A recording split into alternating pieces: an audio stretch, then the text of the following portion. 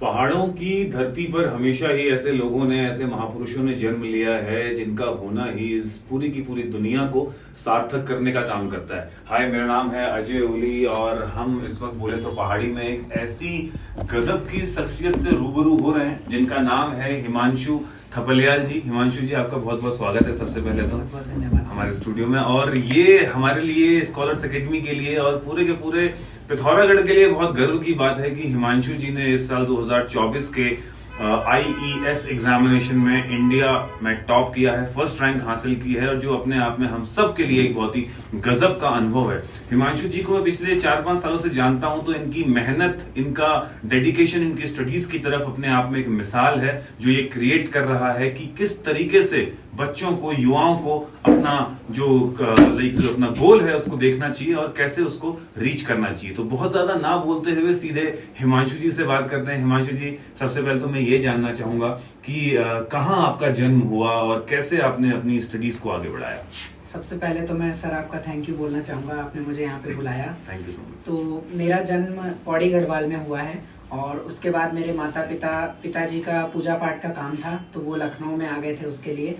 फिर मेरी माँ ने बहुत दम लगाया कि कैसे भी करके हम लोग भी वो लखनऊ में आ जाएं ताकि हमें अच्छी शिक्षा मिल सके। कभी ऐसा नहीं सोचा कि कहीं अफसर बन जाएंगे या सरकारी नौकरी मिल जाएगी, सिर्फ बेसिक इतना ही था कि अच्छी शिक्षा मिल जाएगी। तो फिर हम लोग, मम्मी और पापा, लखनऊ में आ गए जहाँ पे कि मैंने अपनी स्कूलिंग कंप्लीट करी है। बढ़िया। हिमांशु जी, ये अपने आप में एक छोटे से शहर से पढ़ाई करना, पिथौरागढ़ एक बहुत बड़ा शहर नहीं है, छोटा सा शहर है, और इतने छोटे से शहर से अपनी पढ़ाई को करना और उसके बाद जाकर इंडिया लेवल पे एक बहुत बड़े एग्जामिनेशन को क्रैक करना और उसमें भी पहला स्थान हासिल करना, कैसे देखते हैं आप इसको? सर, मैं इस तरीके से देखता हूँ कि अभी जैसे मैं दिल्ली में भी 1 साल तैयारी करी है, तो मुझे समझ में आया है कि पिथौरागढ़ में जब मैं था तो यहाँ पर वो हर चीज मुझे मिली जो दिल्ली में हम लोग जबरदस्ती उन चीजों को ढूंढते हैं कि हमें कहाँ मिलेगी। जैसे कि किसी भी तरीके की तैयारी करने के लिए सबसे पहली चीज होती है कि अच्छा खाना मिल जाए, दूसरा होता है अच्छा वातावरण हो, और वातावरण के मामले में तो हम यहाँ AQI की बात भी नहीं करते हैं कि एयर क्वालिटी इंडेक्स होता क्या है।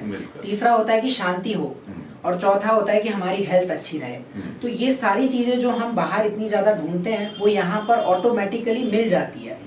और दूसरा ये है कि जैसे सबसे बड़ी चीज जो मैं तैयारी के लिए देखता हूँ वो है लाइब्रेरी। तो मैं इवन दिल्ली में भी जा चुका हूँ और देख चुका हूँ, वहां पर मैंने देखा है कि अल्टीमेटली लाइब्रेरी बनाने का गोल ही यही रहता है कि कितना पैसा वहां से आ सके, और बहुत ही कंजेस्टेड एरिया में बना रहता है।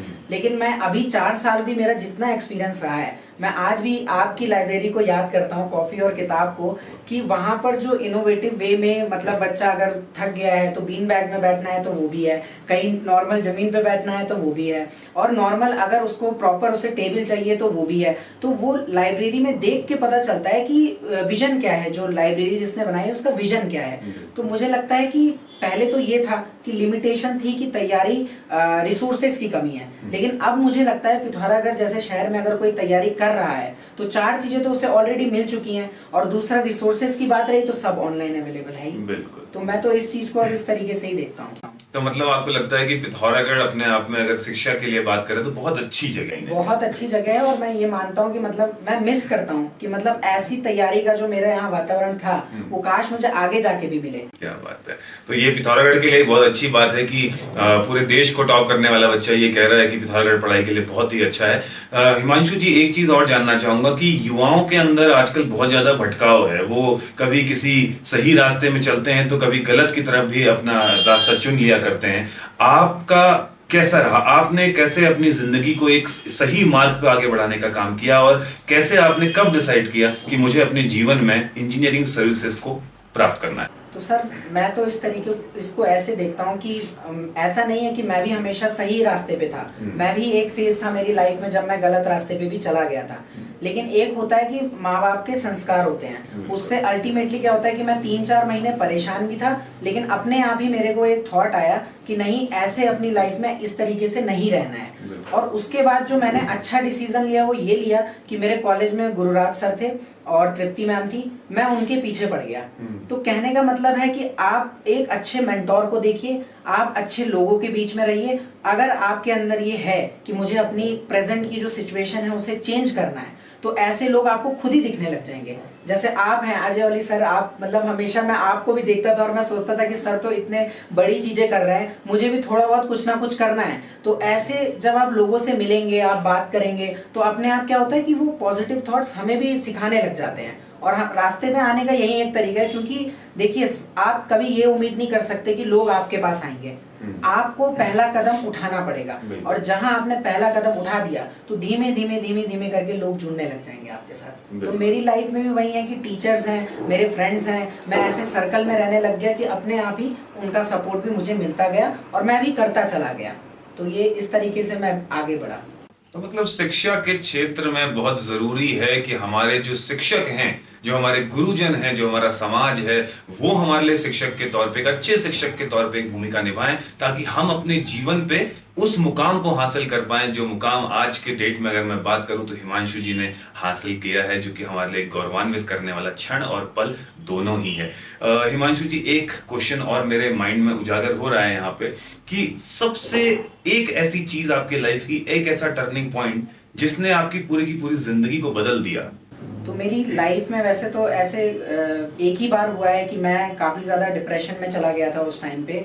और मतलब मेरे कॉलेज में कुछ ऐसी चीज़ें हो गई थी जिसमें कि हमें बहुत ज़्यादा कोशिश, क्योंकि देखिए जब आप कुछ भी काम करते हैं, कुछ अलग करते हैं, तो ऐसा नहीं है कि मेरी लाइफ में सिर्फ पॉजिटिव लोग मिले हैं, नीचे दबाने वाले भी लोग मिले हैं जिन्होंने पूरा प्रयास किया है कि कैसे करके इस इंसान को मतलब खत्म कर दिया जाए पूरी तरीके से। तो मेरे उस लाइफ में ऐसा फेज आया था कि जब मैं 3 महीने तक घर से बाहर भी नहीं निकला था, रूम से भी बाहर नहीं निकलता था। ये मुझे लगता है काफी कुछ बच्चों के साथ ऐसा पक्का हुआ होगा जिंदगी में कि जब उनको सिर्फ अंधेरे में ही रहने का मन करे, मतलब उजाला बाहर जाते ही ऐसा चुभता है, मतलब रोशनी चुभती है आंखों में। तो मेरी लाइफ में भी वही एक ऐसा फेज था कि जो मुझे लगता है कि वहां से जब मैं उस फेज से बाहर निकला तो मेरे अंदर और हिम्मत आई कि मैं जब इससे बाहर निकलने का सोच सकता हूँ तो आगे और भी बहुत अच्छा कर सकता हूँ। और उसमें मैं मानता हूँ सबसे बड़ा जो किरदार था वो गुरुराज सर का था, जिन्होंने मतलब मैं उनके पास गया और उन्होंने बस मुझे इतना बोला कि तुम अगर गलत रास्ते से बाहर आना चाहते हो तो मैं तुम्हारा हमेशा साथ दूंगा, अगर तुमने सोच लिया है कि मुझे करना है तो कह रहे मैं हमेशा साथ रहूंगा तुम्हारे। तो वो मेरे एक लाइफ में टर्निंग मोमेंट था कि जब गुरुराज सर और तृप्ति मैम ने मुझे सपोर्ट दिया और मैं चाहे जिस भी अवस्था में था वहां से मुझे सोचा कि नहीं, इसके साथ ये लड़का मेहनत कर रहा है, इसके साथ रहना है। और इवन आप यकीन नहीं करेंगे कि मैं अभी भी 4 साल बाद कॉलेज से पास आउट होने के बाद भी सर और मैम लगातार मेरे से कनेक्शन में रहे। और इवन इंटरव्यू में अभी जो कोट भी पहना है मैंने, वो सर और मैम ने ही मुझे दिया है। और इंटरव्यू में भी सर और मैम साथ में आए। तो मतलब लो फेस चाहे कितना भी आए, अगर आपने बाहर निकलने का सोच लिया है तो मेरा ये मानना है कि लोग आपकी हेल्प करेंगे, और हेल्प करेंगे, ऐसी हेल्प करेंगे कि एकदम आपको भी आखिरी तक छोड़ेंगे नहीं और आखिरी तक भी गाइडेंस करते रहेंगे। बस यही है कि आप करते रहना चाहिए, कभी भी रुकना नहीं चाहिए। क्या बात है। तो गुरुराज सर की तो मैं क्या ही बात करूं, इतनी बार जिस शख्स का नाम जिसकी जुबान पे आ रहा हो तो समझ लीजिए कि वो कितना अद्भुत इंसान रहा होगा। मैं सर को भी थैंक यू कहना चाहूंगा कि उन्होंने एक ऐसे इंसान के निर्माण में अपनी भूमिका निभाई है जो कि आने वाले वक्त में पूरे देश को रोशन करने का काम करेगा। हिमांशु जी, एक चीज मैं और जानना चाहूंगा आपसे कि कितना मुश्किल है ये सबसे बड़ा एग्जाम निकालना देश का? सर ये मतलब सच्चाई तो ये है कि मुश्किल तो है, क्योंकि ऐसा तो नहीं है कि ये इजी है, क्योंकि मैं इसके बारे में 3-4 साल से प्लानिंग चल रही है दिमाग में कि धीमे धीमे पहले तो मन बनाना होता है, क्योंकि लोगों के अंदर फियर होता है, मेरे अंदर भी था कि आईएएस ऑफिसर तो बहुत बड़ी चीज होती है, तो हम सोचते ही नहीं है पहले तो। उसके बाद धीमे धीमे दिमाग के अंदर जब आता है तो ये एक फेज होता है कि जब आपको समझ में आ गया कि हाँ हमें यही करना है, बस वो सबसे पहली रुकावट सबसे बड़ी होती है। जहां आपने डिसाइड किया उसके बाद चीजें होती जाती हैं, लेकिन हाँ कठिनाइयां बहुत ज्यादा होती हैं, क्योंकि 10-12 घंटे पढ़ना, 15 घंटे पढ़ना, मैं 15 घंटे भी पढ़ा हूँ एक टाइम पे, तो वो आसान तो नहीं होता है। तो मेहनत तो बहुत ज्यादा करनी पड़ती है। अगर हाँ किसी ने पहले बहुत ज्यादा मेहनत कर रखी हो, जैसे 12th क्लास में बच्चे बहुत मेहनत कर लेते हैं, तो उनके लिए क्या होता है कि थोड़ा सा आसान हो जाता है। अब मैंने जो 12th क्लास में भी मैंने बिल्कुल पढ़ाई नहीं करी थी, बीटेक में भी मैंने उतने अच्छे से पढ़ाई नहीं करी, तो इस वजह से मेरे को थोड़ा और एफर्ट लगाना पड़ा, और जहाँ जो बच्चा 8 घंटे में कर सकता है, मुझे वही चीज 12-13 घंटे में करनी पड़ी।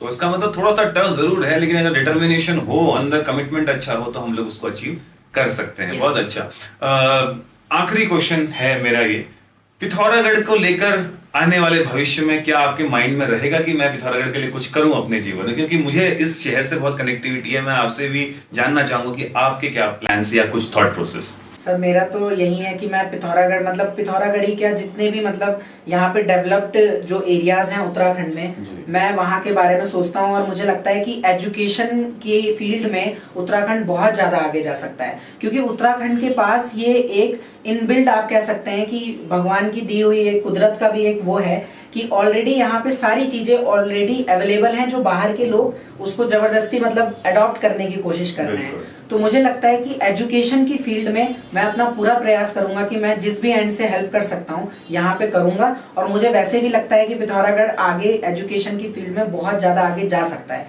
क्योंकि अभी भी मैं देखता हूँ यहाँ के यूथ बहुत सारी फील्ड्स में आगे बढ़ रहे हैं। बहुत इवन आर्मी में आप देख लीजिए कि पिथौरागढ़ को कहते हैं, मैं पहले ऐसा सुनता था कि पिथौरागढ़ से अगर बच्चा है तो उसका तो सिलेक्शन होगा ही होगा। तो मेरा भी वही मानना है कि एजुकेशन की फील्ड में हम आगे जाएंगे और पिथौरागढ़ एक ना एक दिन जरूर नंबर 1 पे आएगा। क्या बात है, ना हारा न डरा, मैंने अपने मुकाम को हासिल किया और कर दिखाया कि अगर जो मैंने एक बार सोच लिया तो मेरा जुनून इस कदर है आगे कि मैं कभी हारूंगा नहीं। और इस चीज को सिद्ध कर दिया है हिमांशु जी ने पूरे देश में पहला स्थान हासिल करके। मैं हिमांशु जी के साथ इनके माता पिता को भी बधाई देना चाहूंगा, प्रणाम करूंगा कि उन्होंने ऐसे सुपुत्र को जन्म दिया जो हमारे लिए, हमारे क्षेत्र के लिए, पूरे उत्तराखंड के लिए और देश के लिए गौरव का विषय बना। हिमांशु जी आप हमारे स्टूडियो में आए, हमसे बात करी, हमें बहुत अच्छा लगा। हम परमात्मा से आपके भविष्य और आगे आने वाले भविष्य की उज्जवल कामना करते हैं। आप खूब आगे बढ़ें और इससे कई बड़े मुकाम राष्ट्रीय स्तर पे ही नहीं अंतरराष्ट्रीय स्तर पे भी आप हमारे देश का, हमारे प्रदेश का नाम रोशन करेंगे, ऐसी हमारी उम्मीद है। आपका यहाँ आने के लिए बहुत बहुत धन्यवाद। Thank you so much sir. Thank you.